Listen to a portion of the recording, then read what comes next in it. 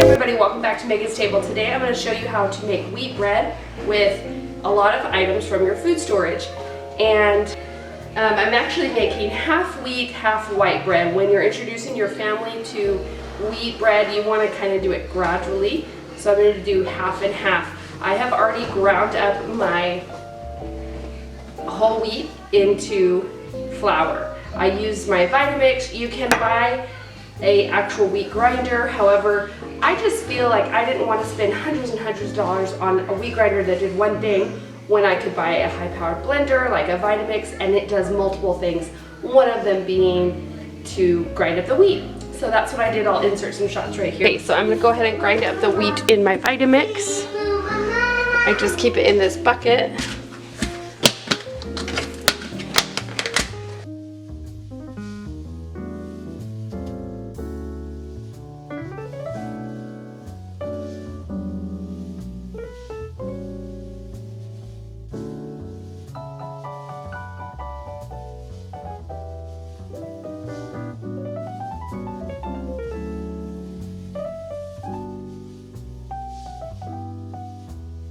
We're going to be using Vital Wheat gluten, potato flakes, non-fat dry milk, and some dough enhancer, honey, applesauce, yeast, and salt. So let's get started. I'm going to warm up my water. I am going to be doing this all in my Bosch mixer. I got this 10 years ago. They are pricey. It is an investment, but well worth it if you're going to be making bread regularly. And we're going to make several loaves at once, and it has a high capacity. So first thing I'm going to do is put in some wheat flour. Okay, so in here I have about 5 cups of wheat flour, about 2 cups of all-purpose flour to start with. I'm going to add my wheat gluten, 2 tablespoons of salt. Yep, to kind of replace sugar, we have honey, so it's just a more natural sweetener, which is great. I'm going to use applesauce instead of the oil. And this recipe is from the Bosch website. I've changed it a little bit, but it's a recipe that came with the Bosch. And 2 tablespoons of yeast. And now I'm going to go ahead and put in 6 cups of warm water. Actually, first we'll I'm going to let this get stirred around a little bit. We're in 6 cups of warm water. Okay, I'm going to go ahead and put this shield on and just gently pulse it a little bit so that everything is moist. And now I'm going to cover this and let it sit and let the yeast proof for about 10 or 15 minutes. And I'm just going to cover it with this, or you can put a dish towel over it. You can of course do this by hand. You don't need the Bosch. I just find it easier to let the Bosch do all of my kneading. So we'll get back in 15 minutes. Okay, I'm going to go ahead and take the top off.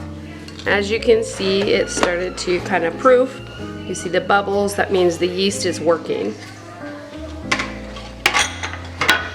So now, I'm actually gonna put this back on for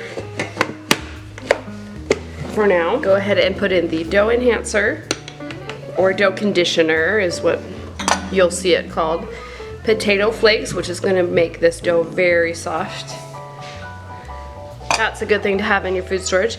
And my non-fat dry milk. And I'm going to mix it on low.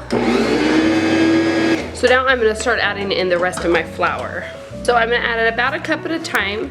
And of course, a lot of things, the weather, I've lived in a very humid climate, and so it may not take as much flour as it may take if I lived in a drier climate. So let's start with about 3 more.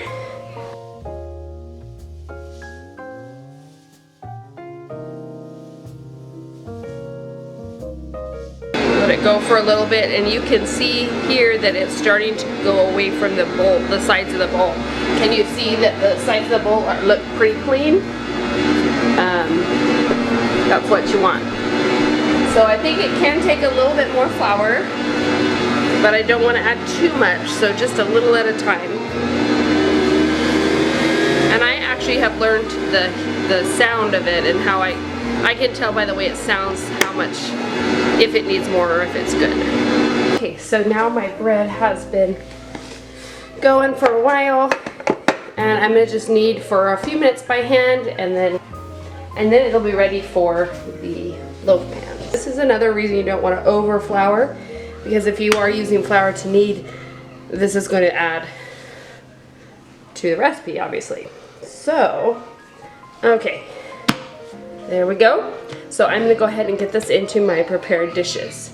So like I said, you want to, this makes about 5 to 6 loaves, so I have 5 of my bread pans, and these I've just collected over the years. I bought a couple, found one someone was giving away on a yard sale site. You know, you can just kind of slowly collect them.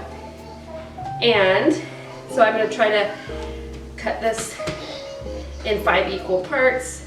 Some people will measure.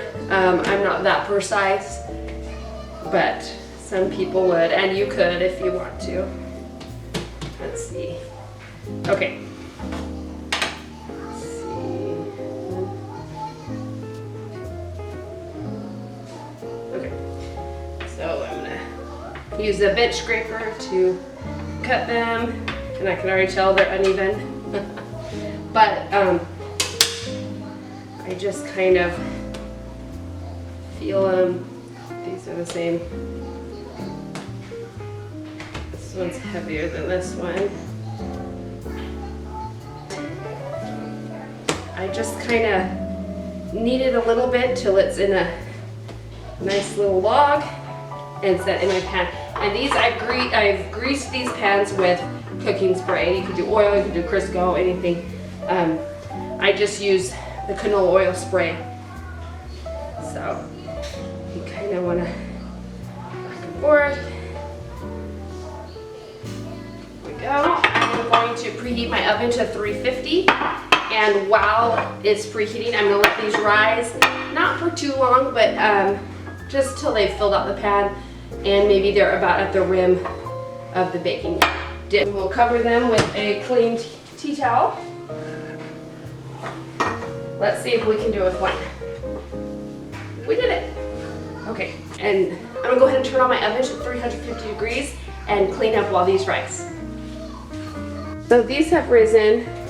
They're not up to the top, but they'll continue to rise in the oven, so I'm gonna go ahead and put them in the oven.